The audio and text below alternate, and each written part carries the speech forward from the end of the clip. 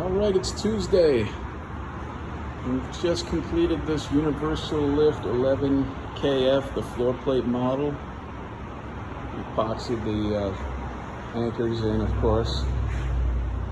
And she's ready to go to work, aside from the electrical connection.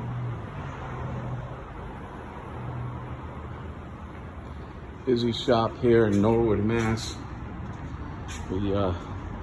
We did some installations for these folks about a year and a half ago, and boy, have they grown. I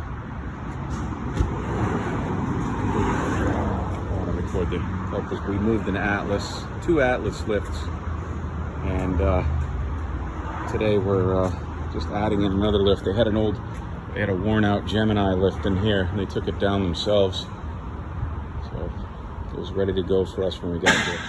Hope you're having a good week out there, and we'll be back online tomorrow. Have a great day.